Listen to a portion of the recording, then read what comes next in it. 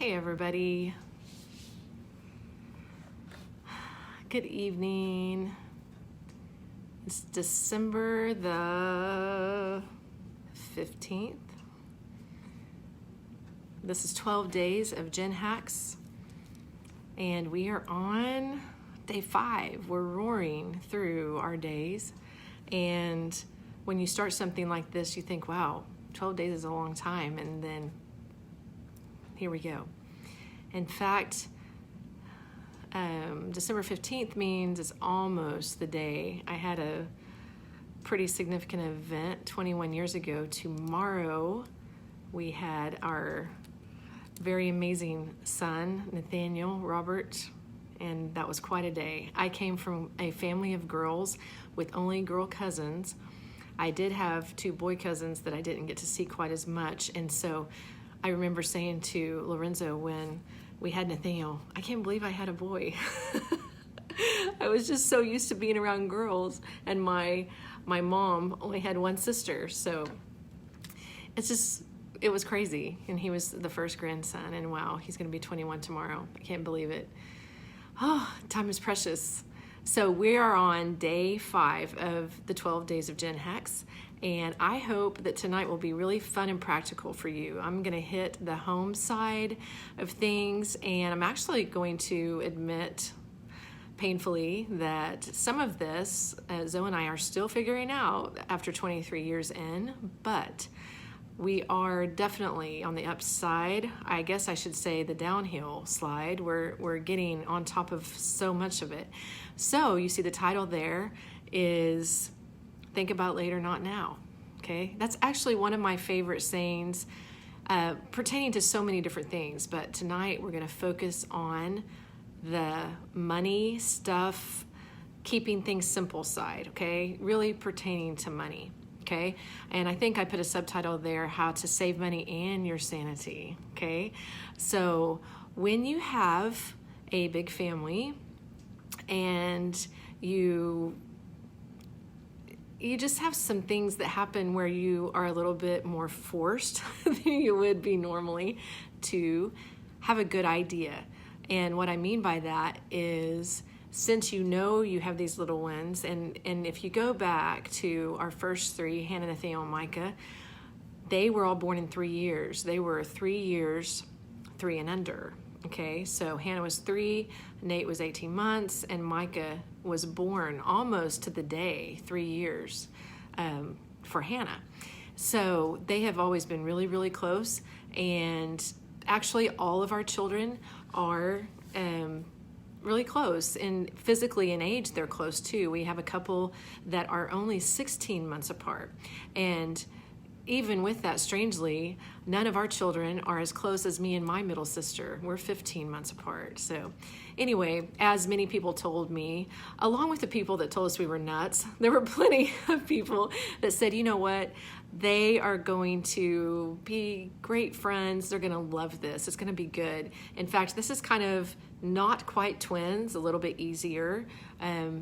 But still the closeness is there, if that makes sense. And if you've heard our first 3 sing, and now actually some of our 4th, 5th, and 6th children, our second set of 3, they are exceptionally close. And sometimes in the situation with music, they sound exceptionally close as well, because they're already used to just, being sibs. And so when they sing, it's very fun and beautiful as well. And I'm bragging, I'm sorry.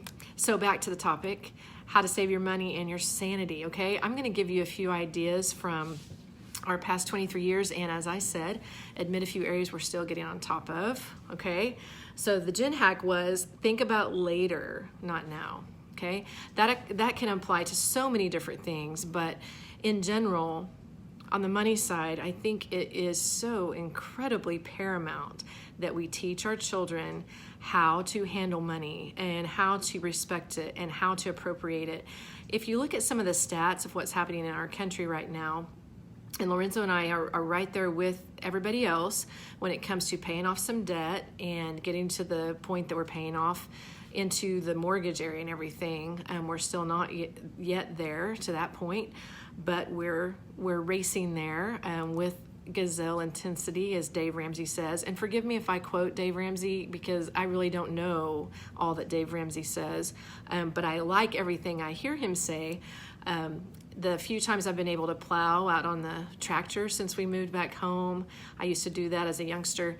I would listen to him constantly, but I think he's got a lot of great ideas. I don't think anybody can know anything, but I love what he says, and Lorenzo and I are most definitely in agreement about a lot of what he teaches. In principle, what has happened in our country is we've gone from families that normally would save their entire life to buy their dream home, to families that we now, some of the people that start out as newly married people do hop into possibly a new home situation right away.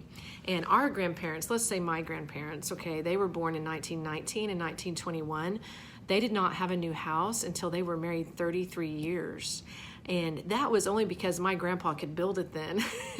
And he'd already built probably 100 houses by then. He was a carpenter for everybody else, you know, so he paid cash for everything.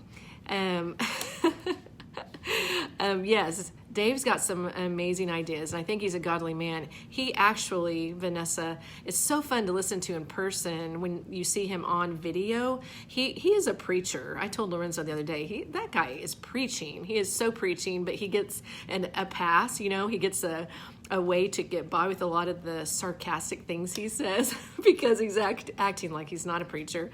Anyway, he says some really good things emphatically, that's what we'll say. So yes, I agree with you, Vanessa. Anyway, as that economy mindset has shifted, of course, inflation has gone up, and I didn't intend to get into all of this, but anyway, we're in somewhat of a desperate situation as a nation. And again, as I said yesterday, when we talk about the value of our children, how they're assets, not liabilities. Financially, we've made a lot of things that are liabilities, assets, conversely, from what we were saying about children last night. And if you go back 2 or 3 videos, we talked about how precious the human life is. We talked about what's actually valuable. Back on Mama Monday, we talked about people versus things. So we're kind of building on all of that, okay? So when I was first married, I was working, Lorenzo was working, and when we had Hannah, or shortly before, I stopped working. And I really put a lot of time and thought and prayer into that decision. Both of us did, of course. And I know stay-at-home mom is not what every mom does. I know that some moms need to and have to work what I call a second job. You've already got your first job, which is mom, and that's the hardest job ever. So you're really super mom if you're doing a second job, and my hat's off to you for that. And if you're in that position, of course, you're doing double on everything. But as I was in that position starting out as a mom, I started looking for ways that I could still stay home with Hannah and we could float what was happening without the money that I was making when she was born. And so that started with simple things like a thrift store. And I hate to say this too, but when I was 23 and a new mom, I didn't even know what a thrift store was. And it doesn't mean it wasn't because my mom and dad didn't teach me what one was, but at that time in my life, you know, when you're first married and you're fresh out of college or fresh out of high school, I think you're not thinking about those things, which is kind of the thrust of my Gen Hack tonight, and how critical it is that we teach our children this good stuff about money and valuing what's happening with our money. I realized when I went into a thrift store the very first time, and to this day, I still remember the outfit that I bought Hannah. I could not believe that I found this outfit for her. She was, I bet, maybe 3 or 4 months old. It was a red little pinafore dress with a white blouse underneath, and I think it was from Gap. And I remember thinking, how did that happen? And I think I paid $2 or $3 for it. And I was so thrilled. I could not wait to tell Lorenzo about it. And from that point on, that's been a huge blessing to how I run our family. Now, the other thing that's really neat about this is I have learned to relax about some of those things that people get uptight about. And I say that again, not as my good idea, but being forced to not have insanity versus sanity. I just really learned to relax about, oh gosh, well, the kids have to have new clothes and they have to have new shoes and they have to have this and that and they have to have this in their rooms and this in their rooms and it just got to the point with my big crew that I learned to just be okay with saying, okay, God, it looks like we're needing clothes here in the girl area for the 2 and 3T toddler area, and I wouldn't think about it again. I'd write it down in my journal, and weird things would happen. And I don't want to sound too fluffy and fruity about it, but that's really what has happened. And maybe I'd be at the thrift store the week after, and you can go in a thrift store situation and there's just nothing there, or it's just not well kept, or it's not well organized. I have a couple or three that I really like, and so I'm really familiar with them. But I would happen to go in the thrift store that next week or so, and bam, there'd be 2 or 3 or 4 or 5 or 10 things that were the size I was needing. I remember one specific Easter, I happened to be in the thrift store, and this was about a month or 2 before Easter, and I'm not usually that far ahead on events or things like that. And I have a string of girls, if you've heard me say the kids' names, there's a string of girls there in the middle, Phoebe, Abigail, Elizabeth, Susanna, and I found, I'm going to say 15 different dresses that were all just beautiful, just from Dillard's and all these brand names. And the brand names are really the great things in the thrift store because they are made well enough usually that they're going to last. And I found this bang up amount of Easter dresses, and I think we might have got through the last 2 or 3 in the last year. And I think I spent $60 that day, and it was really phenomenal. What I'm saying about that, obviously you may be in a situation you don't have 13 children and you're not a stay-at-home mom or whatever. What I'm saying about that is whatever your situation is, especially pertaining to money, as you start to look at how you can crunch things down. If you are listening to Dave Ramsey, he's going to talk about things that you don't have to spend money on right now. And that is going to be things like clothes and food and fuel and how to get those things into a more practical amount, and to really get hard on yourself. He always says, from what I've heard, again, not an expert, but he seems to always say that the problem is never changing your habits. The problem is changing me. Now, I said last night, when you're talking about raising children, you're being a parent, you realize really quickly that you start having to admit you're raising people that are pretty much exactly like you, or if they're not like you, they're like your husband. And if they're not like your husband, you're going to have to admit they're like you. And admitting that is also the same process when it comes to the money. Usually with a marriage, you'll have someone who is disciplined enough to save, and then you'll have someone who's not, or you'll have some kind of combination. Lorenzo and I are kind of a wonky combination of that. Different things I'd like to spend money on and different things he would.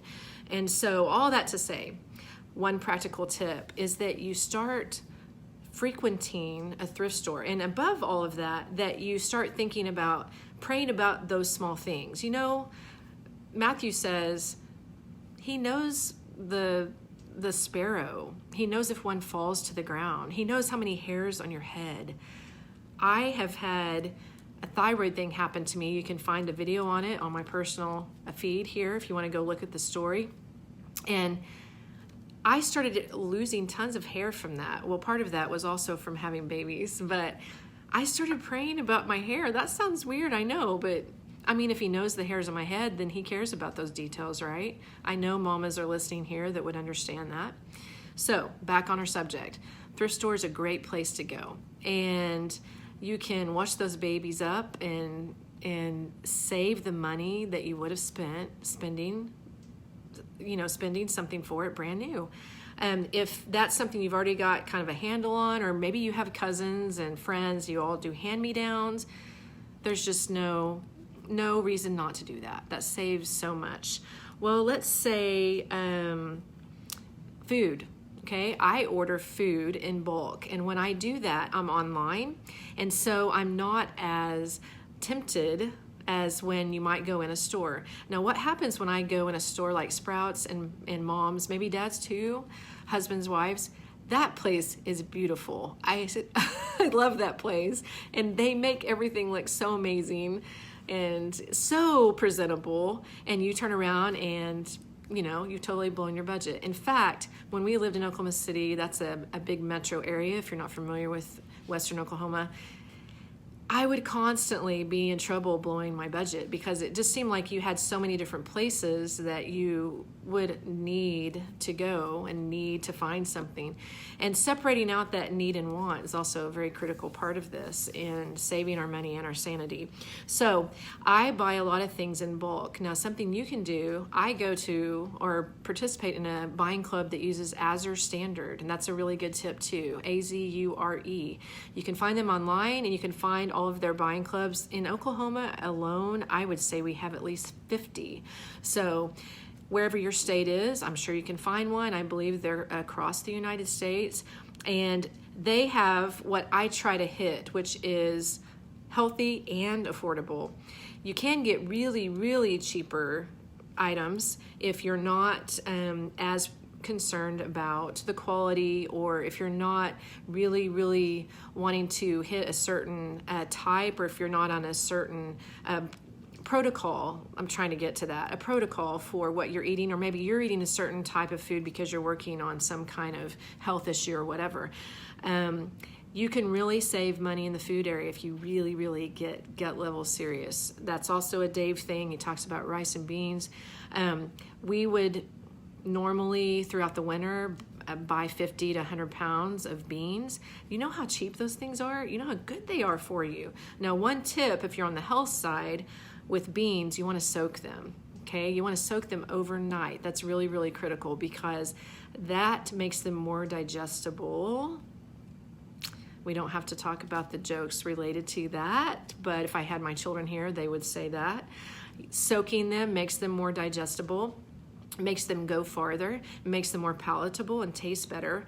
All these different things you can add to something like that. Something like our bread and our vegetables and just the main bulk items I get a lot of, and then that usually lasts us a month or more. Okay, and of course I've got a big crew, right? And after you've done some of that, you can go into a place like a Walmart, and now you can order online there too, guys. Even my children are thrilled about ordering online at Walmart because you get in the store and you can blow everything. Not to mention you can blow an hour because you're talking to your neighbor, which is fine and fun. But if you're on a schedule and you're wanting to save time, you're wanting to save money, those are all really good tips, okay? The Walmart ordering, you can do online ahead. You can see exactly what you're getting, and then all you do is pick it up. Now, that is brilliant. Whoever thought of that, it's brilliant. And I'm just glad they're not charging an arm, a leg, and a leg for that to happen. I can't wait to do that for the first time. Let's see here. And then, of course, raise your own food. That's a biggie. If you're in a place that has less of a city code, you can always check into it. Of course, we're out here in a sparsely populated area. You may not be. There's lots of things you can do to grow things in your small backyard, especially on the fruit and vegetable side. There are tons of books about this. There are people who grow things in a New York flat with, no yard whatsoever. And you can do that and really supplement what you're doing with your grocery bill. Now, keep in mind, I'm talking about feeding, 10 of our children now, and occasionally our adult children are eating supper with us too, okay? Now, you can go back to, meaning you probably have a smaller family, so it'll be even easier for you, okay? That's why I'm sharing it. Going back to last night's video, when we talked about, actually it just flew out of my head, I'm not remembering, but it was related to something with the kiddos. Oh, I know. The simplicity of the menu and the tortilla roll-ups were my emergency meal. The emergency meal thing connects to it being simple, and it obviously connects to their character because you've got to train their palate. You got to teach your children not to be picky. That's so huge, and that also connects with this too. There's something called delayed gratification, and I'm close to wrapping up this Gen Hack. Remember we said at the beginning, we want to think about later, not now. So we want to be financially solvent. We don't want to have any debt but our mortgage, and then work on that. Of course, that's Dave Ramsey's side of things, that you can look everything of his up and delve into that. But also, we want to have heritage for our children. We want to have things they can participate in and be blessed by as they get older, okay? And in the case with Zoe and I, we would like to build a home. We're working on that. That's one of our goals in the next couple of years. So we want to do that financially solvent. All of that to say, one of my favorite sayings, Zoe says it as well, is hurry up and wait, okay? Teaching your children to wait. Teaching yourself, mom and dad, to wait. That's hard, okay? Just cutting out fast food, that'll test you. Just cutting out that we are not stopping anywhere for fast food. Remember, we already have an emergency meal. We already talked about that day before yesterday, I guess it was. Okay, so we know what the emergency stuff is that we need in our house. We don't need to be caught without those tools. Even if it's 3 or 4 boxes of mac and cheese, doesn't matter. You're gonna spend less money, and it's not gonna be any better quality, right? If you're doing it through a drive-through. So even if you just cut out that, you can literally save, with a family our size, it's nuts, okay? Just so crazy. We just talked the other day about, let's say, a burrito from Taco Mayo, okay? It costs $1 and it's so cheap, right? Well, guys, a can of beans costs $1. It's not cheap. It's super, super expensive. Giving those pictures to your children, or let's say one tortilla, okay? If I buy a package of, I think it's 60 corn tortillas, it costs $2.98, okay? One of them from Taco Mayo is $1. That's not cheap. That's astronomically expensive. That's exorbitantly highway robbery expensive, okay? We've got to get that stuff in our kids. And like I said, mom and dad first. Holy moly. Oh my. Yeah. Well, mom and dad are first, right? Husband and wife first. But then after that, drilling that into your kids. And guys, I don't mean you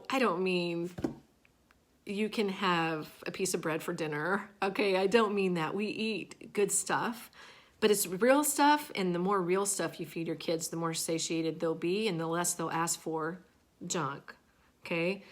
We do have it occasionally. Tonight, I was with my boys and my little baby girl, and we had a treat while we were there. But for the most part, you're just going to save tremendously for that. Remember, you're not saving just money, you're saving sanity too, okay? So we talked about hurry up and wait. And then one more thought, teaching your kids how to have delayed gratification. This gives you leverage as a parent, okay? Now, this is relating to money, but it could translate to anything else. What is delayed gratification? Well, it is, you know what? When you're 18 or 19, you're probably going to want to do X, Y, Z, whatever your family does. If they're doing college, our kids pay for their own college, but we provide them a car, okay? And we pay cash for the car. So that's our arrangement. Whatever your arrangement is, however you do things for them, make it delayed. Make them have to work hard. Make them have to keep money safe, keep it saved away from where they can spend it. Lorenzo teaches them they need to save some, they need to sow some, and they need to, I can't remember the third S. Honey, what's the other one? Do you remember? Sow some, sell some, save some. He said sell. I don't actually know. That's fitting in what I'm saying. Back in their business. Oh yes, that's when they've started their own business. I'm so sorry. That's save some, sell some, meaning put some of their profit back into their business once they start their own small business. Gina, thank you so much. And sow some means give some. Know how to give. See if someone needs something. See if during those special times of the year, we're coming up on Christmas, can you teach them to think about somebody that needs something that they could give, that they could help with. Teach them delayed gratification. Teach them to wait. Teach them to wait and be patient. I'm sorry, the order is to sell some, then save some. Okay. That's why He's they trying do to things. make sure I get this right. I'm Sell, sorry save, for and then sow for the small business people. Anyway, the delayed gratification is so, so valuable because you know what? If your kids learn that, 18 or under, then they're going to be able to do that as an adult. They're going to be measured. They're going to think about what they're doing. They won't be an impulse spender. And they're going to have something to show for the month after next month after next month. They're going to have an emergency fund set aside. They're going to be saving for something and have a goal ahead. So valuable and so important. So as you're looking at all those different areas, remember we started the Gen Hack with think about later, not now, okay? We want to save money so it saves our sanity. When we look at the food area, we look at the clothes area, we look at the fuel area. I forgot to mention that, but being thrifty with how we use fuel, see, that's really an issue with us because we live out in the country. So we will have to drive in when we want to get supplies or food or that type thing. So we're always thinking about that. We think about combining trips. We share. My son goes to a gym with a friend. They share vehicle cost and fuel cost. Lorenzo and I, if we're in town on an errand, we call and say, does anybody need anything? And that's taken time to develop that, you know, but you have to think ahead. You have to have those things you might fudge on, have a plan for them ahead of time, because the trigger is going to happen when you drive by McDonald's. When you roll by the drive-through, McDonald's is going to sound super cheap, but it's really not. It's really super expensive. So as those things are talked about, and again, I don't mean in a way where you're just literally breaking your children's spirits, but I do mean you want to curb their appetite. You want to train them to be hard on themselves, to discipline themselves. That will pay off in the end. They'll need it for absolutely everything that they're doing. Okay? So I think that's about what I was going to cover. I wanted to be about 15 minutes, and I think we've hit that. So please go on the replay. I'm so sorry if I'm stalling. Oh no. It's all good here from what I can see. So please go back, Camber. That would be great. I am